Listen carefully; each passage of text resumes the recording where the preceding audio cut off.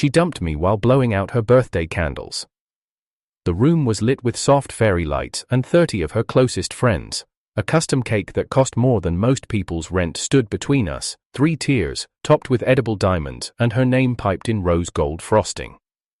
She looked like a dream in her backless silver dress, the kind that clung to her figure and shimmered with every camera flash. And then she turned to me, smiling, glass raised, and said, "Scott, thank you for making tonight special." Everyone clapped. She looked at me with affection that didn't reach her eyes. "Now that the party's done, I have one last wish." I stepped forward, pulling the ring box from my pocket. But she beat me to it.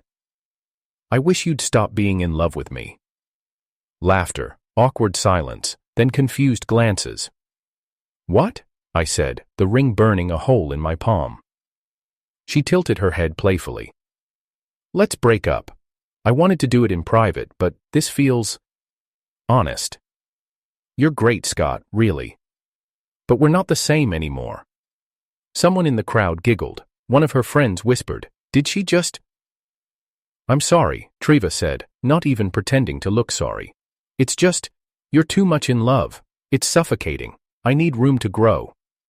I felt the world was slow. My throat dried up. I hadn't spoken yet. I couldn't. She glanced at my hand. "What's that?" I opened my fist. The velvet box sat in my palm, small and heavy with 6 months of planning. Trevor's eyes widened for a heartbeat, then softened into pity. "Oh, Scott." I heard someone whisper behind me, "This can't be real." She reached over and gently pushed the box shut with her manicured fingers. "Don't do this." I didn't move, didn't blink. "I'm seeing someone else," she added. "It's not serious, yet, but it will be. He sees me." I finally found my voice. "Who?" She gave a half smile. "William. My best man, the guy who called me brother, whose career I helped launch, who borrowed my car 3 weeks ago and returned it with a different cologne in the seat." Trevor leaned in, whispering now. "You'll be fine. You always bounce back." Then she turned to the crowd, lifted her champagne glass again, and said, "To new beginnings." They clapped. I didn't. She walked away like she hadn't just shattered something sacred. And that's when I noticed her. Amber. Standing at the back of the room, hands folded tightly against her chest, she wasn't dressed like the others, no glitter, no stilettos, no performance, just a soft cream blouse, jeans, and those unreadable eyes. We hadn't spoken in years. She used to come by the house when Trevor and I were still in that reckless kind of love. I remembered her baking cookies once for our anniversary. She had flour on her cheeks and a quiet smile, watching us with something between admiration and caution.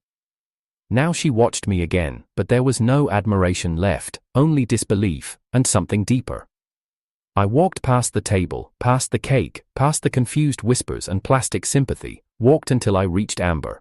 "Can I sit?" I asked. She nodded. We sat in silence for a moment. She finally said, "She planned it. She told me last week she was going to do it here, said it'd be a clean break, like ripping off a bandage." "She said that?"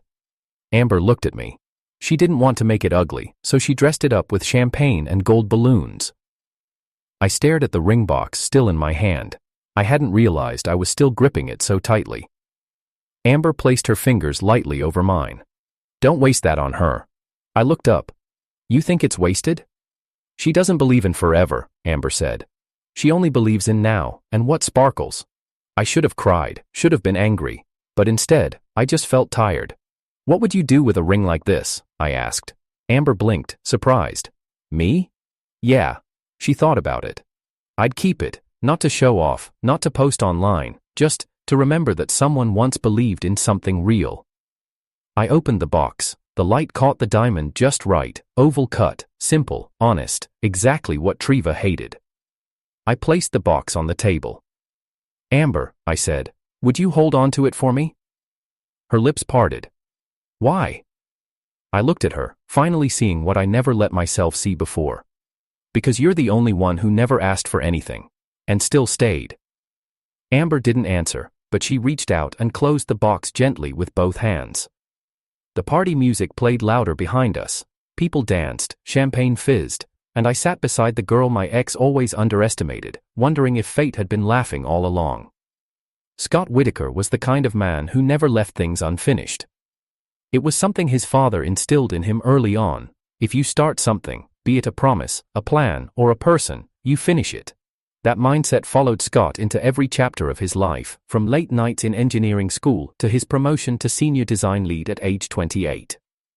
If there was one thing people said about Scott, behind his back, it was that he was reliable to the point of self-destruction. And maybe they were right. Because when it came to Trevor Langford, he finished everything. He finished her tuition when she couldn't afford her last semester. He finished the rent on their shared apartment when she decided modeling in Milan might be worth ditching her job for. He finished planning her birthday parties, her business launches, her influencer campaigns, even when he was running on fumes. She was the unpredictable flame, he was the one holding the matchbox. Scott met Trevor during a volunteer build for a community art center downtown. He was there with his team from the firm, volunteering to install support beams and lighting rigs. She had been on site as a last-minute model for a photography exhibit, sipping iced coffee and complaining about the heat. She looked like she didn't belong there, and she didn't. Trevor had this gravity to her, a kind of curated chaos. Long, wind-blown hair that always looked like it came from a salon, eyes lined perfectly, like every glance was being recorded for a magazine cover. When she saw Scott drilling a frame in silence, she smirked and said, "Do you ever talk, or are you just here to brood?" He didn't answer, so she walked off. Later, she returned. "You have the hands of someone who doesn't know how to waste time. That's hot." That was her version of flirting, and it worked. Scott wasn't drawn to the wildness at first, he just respected the confidence. But confidence quickly became curiosity, then chemistry. He didn't notice when she started replacing substance with spectacle. By then, he was too far in. They dated for 3 years, lived together for 2. He proposed once, but she laughed and said, "Don't ruin a good thing with paperwork." Scott had always believed love was something you built, a foundation, solid and patient, you lay bricks with. The time, cement them with forgiveness. But with Trevor, it was scaffolding made of glass, beautiful, fragile and doomed the moment you leaned too hard. Still, he stayed. Because Trevor could be magic, when she wanted to be. She made birthdays feel like red carpets, sent him lunch with handwritten notes, took his mother out for brunch without being asked, and when she curled into him at night, whispering that the world didn't deserve a man like him, Scott believed she saw him, really saw him. But that was the thing with Trevor, she only saw you through mirrors. Once the angle changed, so did her affection. The last 6 months had been strained. She stopped coming home on time, stopped asking how his day was, and when he mentioned the idea of starting fresh somewhere, maybe a move to another city, a smaller home, a quieter life, she said, "Scott, I'm not built for small." He bought the ring anyway, not because he thought it would fix things, but because he still believed in finishing what he started. That was Scott, the man who planned his proposal around her birthday, the man who reserved the rooftop, booked a live violinist and custom-ordered a cake with her birth date in gold leaf. The man who watched her take the wish meant for their future, and use it to walk away. But that night, when she walked off, something broke, and not the kind that could be repaired. Not even Scott could finish what she had just shattered. And maybe, for the first time, he didn't want to. He hadn't expected Amber to be there. She was quieter, the kind of woman who listened before speaking, who remembered how you took your coffee but forgot to wear lipstick. Amber was Trevor's younger sister by 3 years, but the two couldn't have been more different. Where Trevor was spectacle, Amber was substance. She had stayed under the radar, focusing on her degree in architectural history. Scott vaguely remembered her mentioning she wanted to restore old buildings and travel across Europe cataloging ruins. He remembered thinking, she dreams like I do. When Amber and Scott first met, it was at a Christmas dinner 2 years ago. Trevor arrived late, wearing a red dress that cost more than Scott's entire wardrobe, and Amber had already set the table. She had prepared a small gift for him, a leather-bound sketchbook with his initials embossed in gold. "It felt like something you'd actually use," she said shyly. Scott had used it, still did. They only had a few conversations during those early years. Mostly in passing. But each one stuck with him. Amber didn't speak unless it mattered. And when she did, her words felt like they belonged to someone twice her age. After the breakup scene, Amber had been the only person who didn't gawk or pity him. She just sat there, grounded, like a soft harbor after a violent storm, and maybe that's why he walked to her. Because when Trevor walked away, she took with her the noise, but Amber brought silence, not the awkward kind, the healing kind. Scott wasn't thinking of romance that night, he was thinking of stability, of someone who didn't treat love like a performance, and Amber, without saying much, offered that with just a look. Now, as he sat in his apartment 2 days later, ring box still on the table, Scott finally saw the pattern.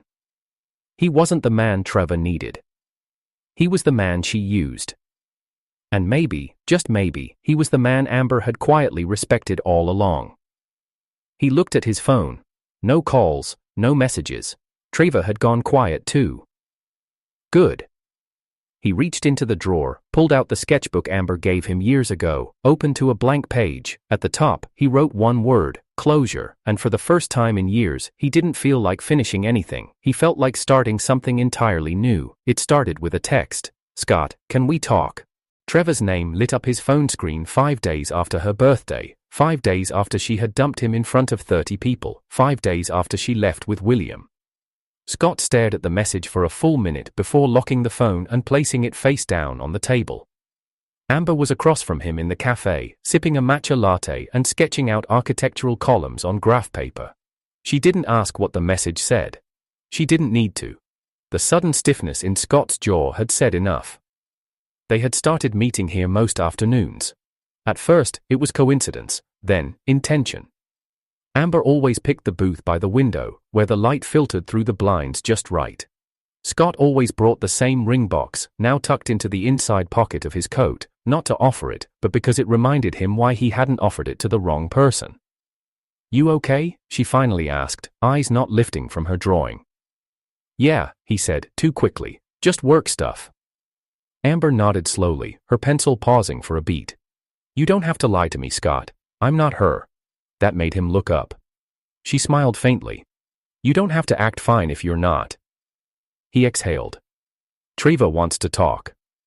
Amber's expression didn't change, but her pencil stilled completely. What do you want? I don't know, he admitted.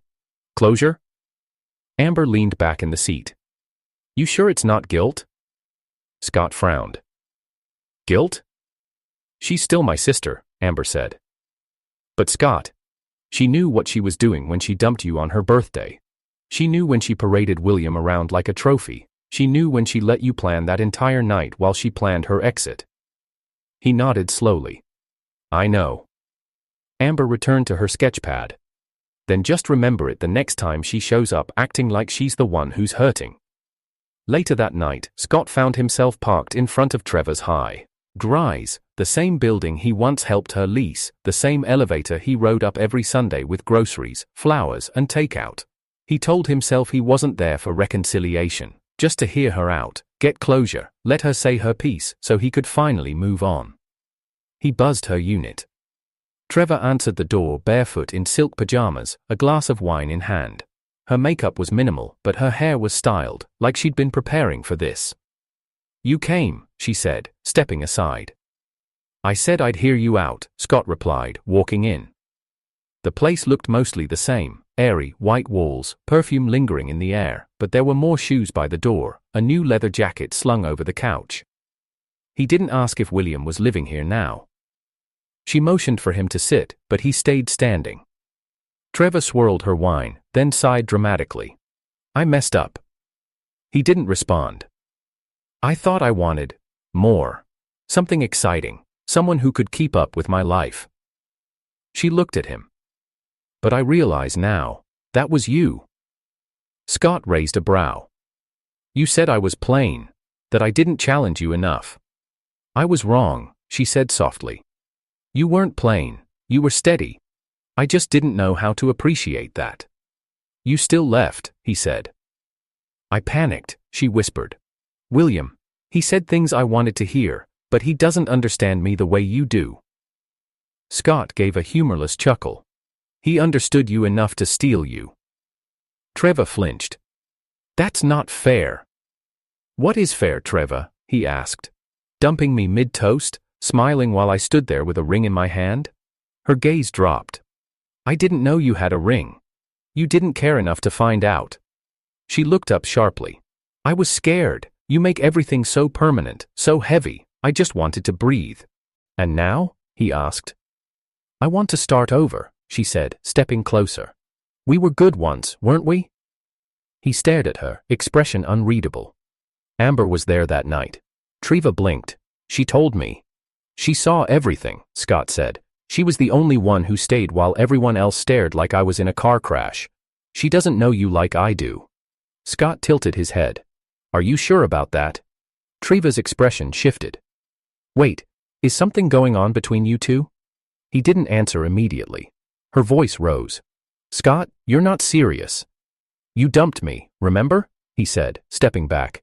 And the first person to offer comfort wasn't you, it was your sister. Trevor laughed, but it was bitter. She's doing this on purpose, trying to one-up me. Scott stared at her. Maybe the problem is thinking everything is a competition. Silence.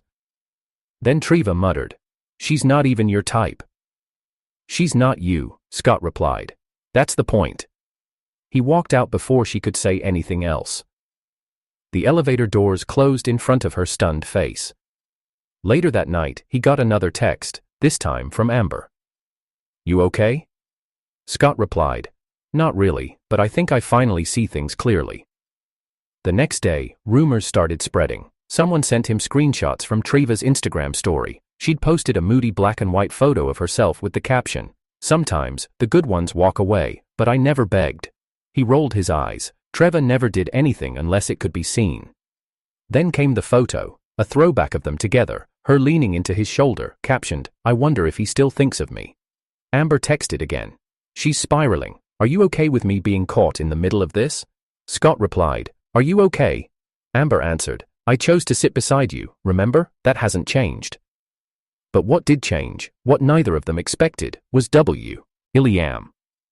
Because the next night, he showed up at Scott's apartment, in a suit, drunk and angry. You couldn't wait, huh? He slurred, slamming his fist against the wall. You had to go after her sister? Scott didn't open the door, just looked through the peephole and said, go home, William, you lost your turn. William growled, she's still mine. No, Scott replied, she never was. From behind Scott, Amber's voice called out quietly, is that him? William froze. Scott didn't respond. William's voice cracked. You're both unbelievable. Amber stepped beside Scott, eyes calm. You never knew how to keep anything, so don't be surprised someone else learned to value it. Silence followed, then footsteps, then nothing. Scott and Amber stood in the doorway long after he was gone. No more lies, no more pretending.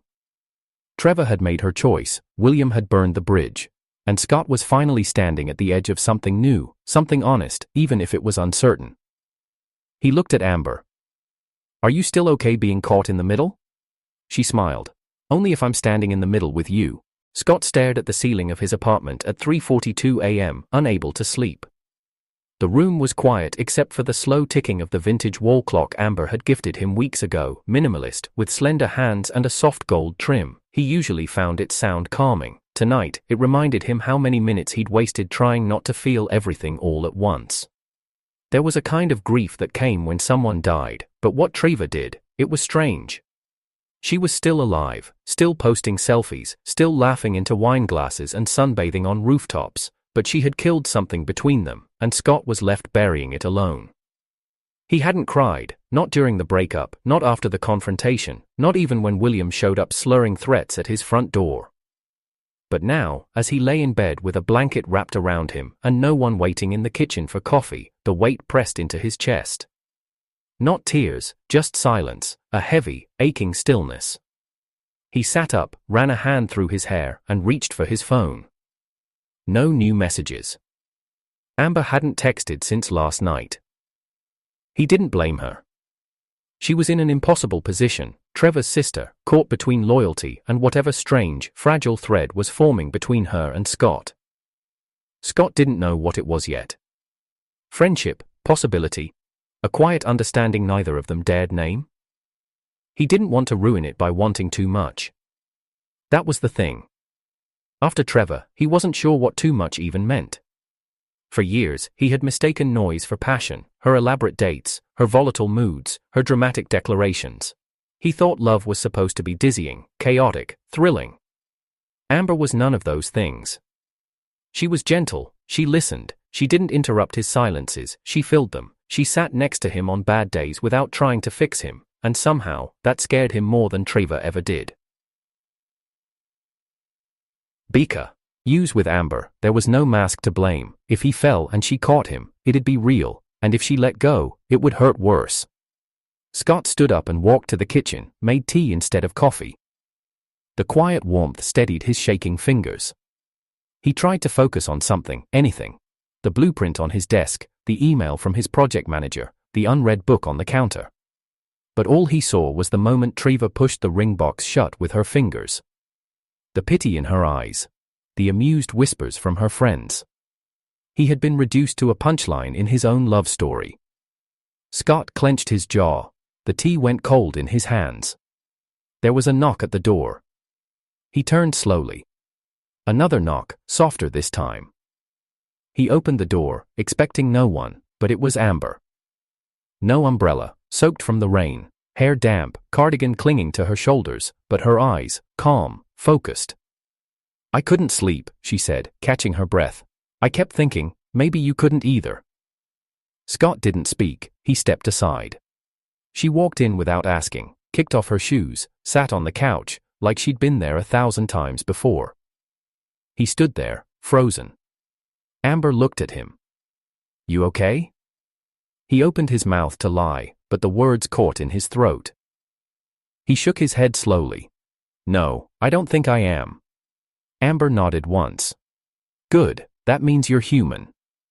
And then, he cracked. Not loud, not dramatic, just a slow exhale that broke into a tremble. He sat beside her, both hands gripping the mug like it was the last thing keeping him grounded.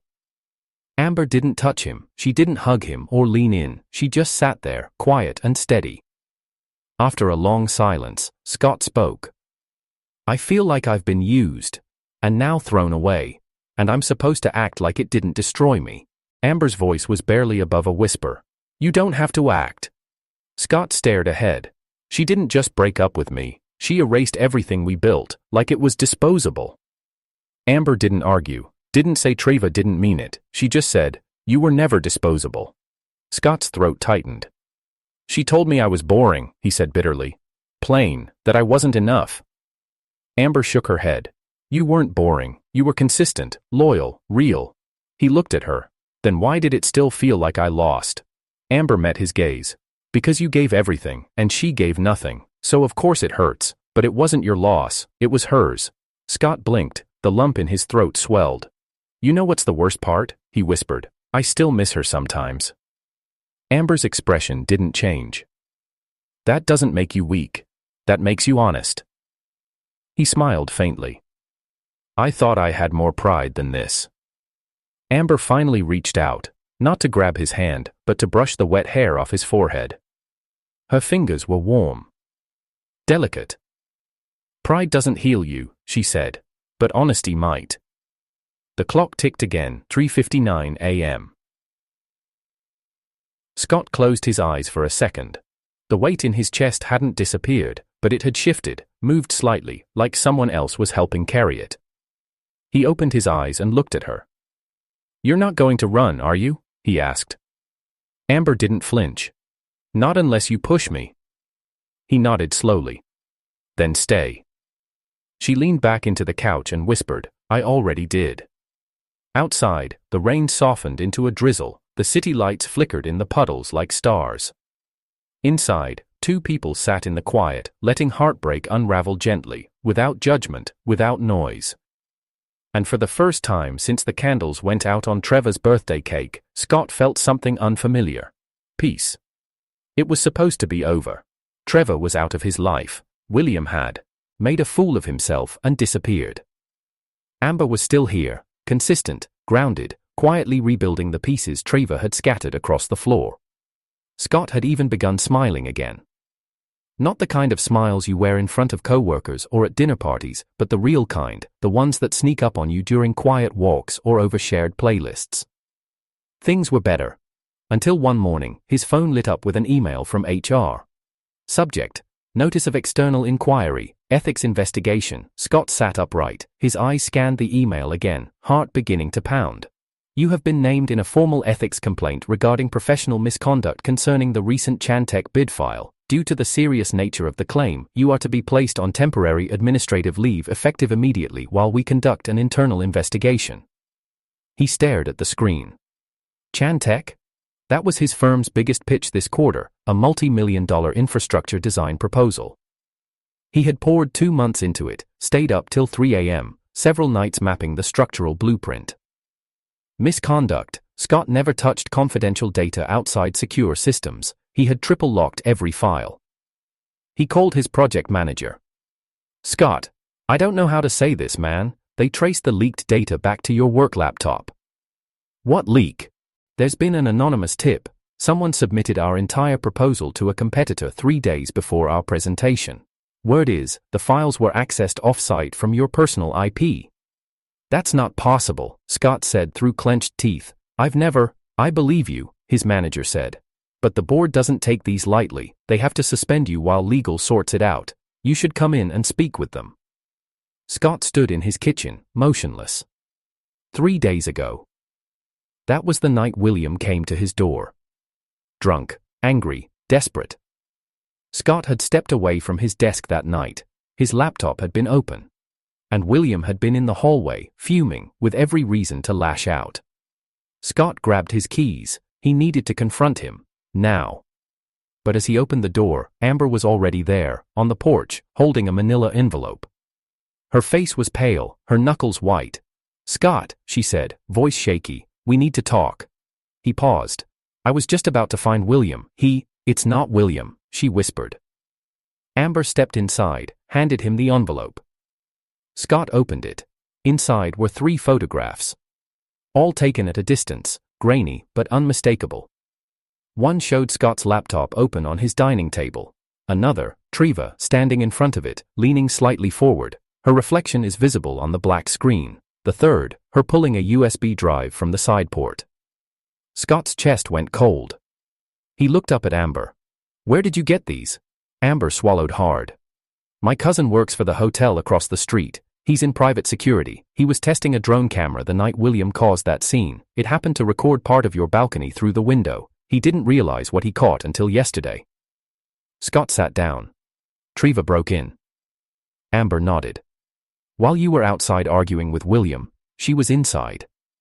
The betrayal sat heavier than anything before. Trevor hadn't just ruined his heart, she had come back to ruin his career. He rubbed his face. Why? What could she possibly gain from this? Amber's voice cracked. I think I know. She reached into her pocket and pulled out her phone. I opened a video, pressed play. It was a screen recording, a live stream. Trevor, sitting on a white leather chair, a ring light glowing. Sometimes people think they're better than you just because they have their little careers and titles, she said sweetly to her viewers. But let's be real, being stable doesn't make you smarter, it just makes you bored, and sometimes, boring people get what's coming to them. Karma, you know? The comments streamed. What did he do? Men never learn. Scott watched in disbelief as Trevor subtly bragged about leveling the playing field with someone who thought success meant they could control people. Amber paused the video. She's building a narrative, Amber said quietly, and she wants to be the victim and the avenger. Scott's hands curled into fists. She wants to destroy everything she couldn't own. Amber sat beside him. You have proof now. You can fight this. But Scott didn't answer right away. He looked down at the photos, then at the paused live stream frame. Trevor, perfectly poised, weaponizing sympathy. He thought of all the late nights at the firm, the respect he'd built, the trust, all now threatened by someone who couldn't stand not being the center of his universe. He could feel the walls closing in again. Scott, Amber said gently, touching his hand, this time, you don't have to go through it alone. He looked at her, really looked.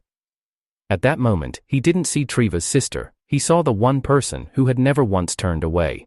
He nodded slowly. Then let's finish this, he said, together. Scott had never been in a boardroom where he wasn't in control, but today, the room felt different. 7 senior partners, legal counsel, 2 chairs for external investigators, and Scott, seated at the end of the long polished table, a file folder in front of him. No tie, no smile, just the truth, and a fury he refused to let explode. "We appreciate you coming in voluntarily," one of the partners said, voice clipped. "We've received digital forensics indicating that the Chantech proposal was accessed and copied through your workstation. Do you have anything to say before we proceed with formal statements?" Scott met every pair of eyes in the room, then calmly opened the folder. "Before you accuse me of sabotage," he said, "you should see who really accessed the files." He placed 3 photographs in the center of the table. Each board member leaned forward. One by one, the expressions shifted from skeptical to stunned. "Who is this woman?" one asked. "Her name is Trevor Langford. She used to live with me. She's the one who broke into my apartment the night before the leak, while I was outside with her current boyfriend, William Cross. These photos were captured by a security drone across the street."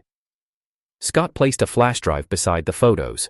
Time-stamped video, full footage. She wasn't just in the apartment, she accessed the exact proposal folder. One of the investigators took the flash drive, plugged it into the projector. The images on the screen lit up, Trevor leaning over the laptop, inserting the USB, copying files, then slipping out the side exit unnoticed. Silence. "Why would she do this?" a partner finally asked. Scott didn't blink. "Because I was no longer someone she could control." He let that hang in the air. She didn't just want to end the relationship, she wanted to erase everything I'd built. Sabotage my career. Turn the narrative against me online. She's already started spinning stories publicly, painting herself as the victim. He handed them a transcript. Her live streams, her posts, read the language, she's been preparing for this moment. One of the legal advisors leaned back, arms crossed. "And what's your connection to this William Cross?" Scott looked him in the eye. "He was my best friend, until she left me for him. Now he's gone silent too." Another partner cleared his throat.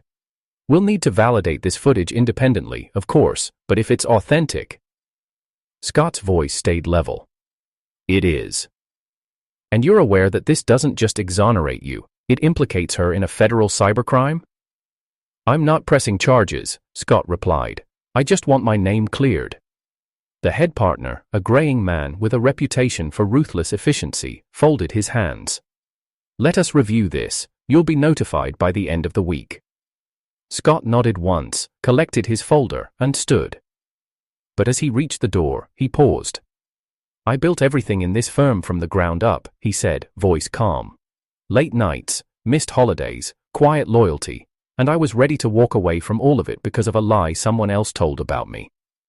I'm not proud of that, but I'm grateful I finally saw her clearly. I hope you do too." And then he left. The sun outside was blinding after the boardroom's dim light, but it felt earned, like the first warm day after a long, bitter winter. Amber was waiting for him in the lobby, clutching her bag tightly. Her eyes met his. "Well?" Scott exhaled. "They're reviewing it." But the room changed the second they saw the footage. Amber allowed herself a breath of relief. Good.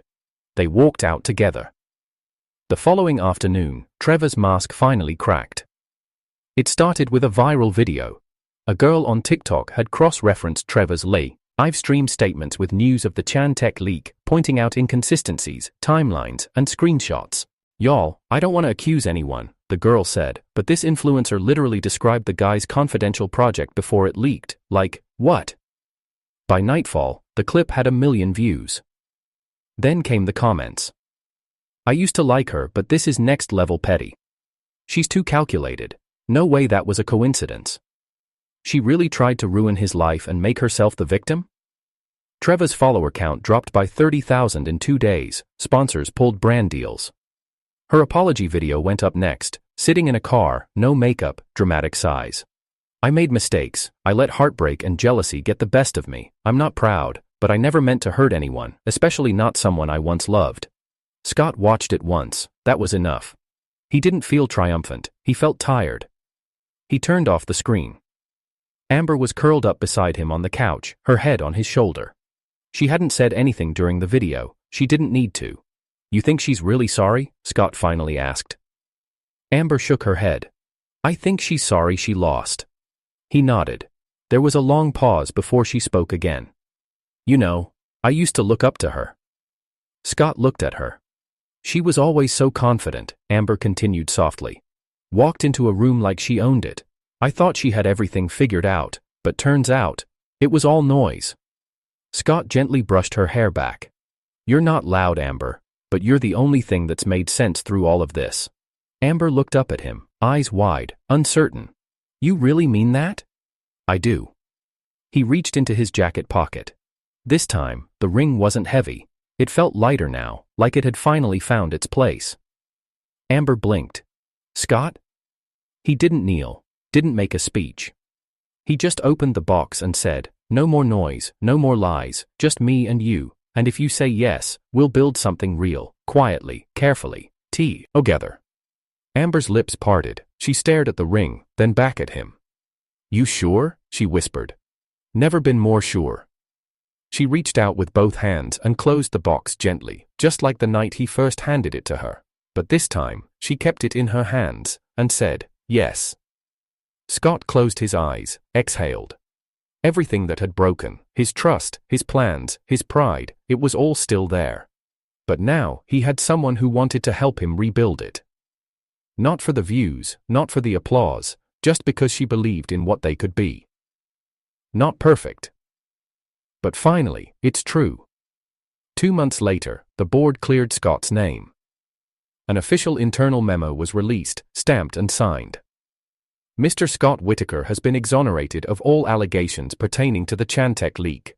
The misconduct was traced to an unauthorized breach by a third-party individual with no official ties to the company.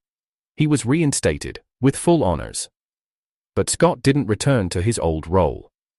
He declined the offer, politely. Instead, he submitted a quiet resignation, packaged with a portfolio of his designs and a newly filed business license. Whitaker Gray, his own firm, funded by a startup grant from a private investor who had seen the Chantec designs and wanted in. The irony, that investor had once tried to hire Scott away from his former company. Now, they were his first client. Trevor's sabotage had accidentally introduced him to the biggest opportunity of his life. Scott wasn't just back on his feet, he was building something better, something his name would stand on, alone. Amber helped him design the logo. It was simple, elegant, just like her. She didn't move in with him right away, but her presence filled the space, cups on his counter, sketches on his desk, laughter in the hallway. They took their time, because neither of them had anything left to prove. One afternoon, while sorting through old files, Scott found the silver necklace Trevor had once returned on her birthday. He stared at it. It still looked expensive, still sparkled under the sunlight, but now it felt meaningless. He took a lighter from the drawer. I walked outside and melted the chain until it curled in on itself like something ashamed. He threw the remains in the trash, closure. But fate wasn't finished yet. Because one evening, just as Scott and Amber were getting ready to leave their office, an email came in. From William Cross at primecorp.com. Subject, urgent, you should see this. Amber glanced at Scott. That can't be good. He opened the email, attached a folder of screenshots, chat logs, transactions, deleted posts. All linked to Trevor. William's message read, I made mistakes, but I didn't know how far she was willing to go until now. I found these while closing a joint account we used. She was planning to frame you for tax fraud next, already drafted the emails. She even wrote a fake whistleblower letter. Scott stared at the screen. Amber whispered, she never stopped. No, Treva never lost, she just regrouped, and now that her online reputation had crumbled, she was trying to destroy him legally, quietly. Scott replied with one line, thanks for confirming everything, I've got this. That night, he called in one final favor, from the same security firm that had helped expose the first leak. A private investigator with digital forensic skills. Within days, they compiled every trace of Trevor's attempted digital manipulation. Encrypted messages, anonymous drafts, cloud storage metadata. Scott didn't go to the police, not yet. Instead, he did something worse. He gave the entire file to a journalist. Not a tabloid chaser, a respected investigative tech reporter with a record of exposing digital exploitation and abuse of power. The headline exploded within 24 hours. Influencer turned cyber saboteur, the woman who weaponized love to wage digital war. Trevor's face, once adored, now plastered across articles exposing every deceit, every manipulation, every calculated post meant to trigger sympathy while plotting destruction. Sponsors issued permanent bans, PR agencies blacklisted her, her follower count dropped by over 500,000, and for the first time, the comments weren't in her favor. She was lying all along. She tried to ruin an innocent man, twice. This wasn't heartbreak, this was obsession. Scott didn't respond publicly, he didn't gloat. But Amber knew what the silence meant. This wasn't revenge made of fire, it was revenge made of ice, slow, quiet, and irreversible. Trevor released another tearful video, sitting in a plain room, makeup smeared. "I'm being targeted," she sobbed. "They're twisting everything. I just wanted love. I didn't mean for it to go this far." But the world didn't believe her anymore. She had used the internet to build a lie, now it used the truth to bury her. The final blow came 2 weeks later, an arrest warrant, not for revenge, for fraud, identity theft. Because the breach had crossed legal lines, and the law finally caught up. Scott watched the news as Trevor was escorted out of her building, hoodie pulled low, lips pressed shut. Amber didn't cheer, neither did he. They just sat quietly, hands laced, as the credits rolled. One night, weeks later, they stood on the balcony of Scott's new office. The city lights blinked below like stars mimicking applause. Amber turned to him, her voice soft. "Do you feel better now?" Scott took a long breath. "No," he said. "I don't feel better. I feel free." She leaned into him. "That's better than better." He looked at her, eyes steady. "You were never the plan." Amber smiled. "I know. But you're the best thing that came out of everything she tried to destroy." Amber looked down at the small gold ring on her finger. "I'll take that," she whispered. They kissed. Not for the cameras, not for closure, but because they had finally earned peace in a world that once tried to tear them apart. And far below them, in the ruins of a story rewritten by pain, betrayal, and justice, Trevor's legacy turned to dust. Scott didn't just move on. He rebuilt. And this time, no one could pull the foundation from beneath him.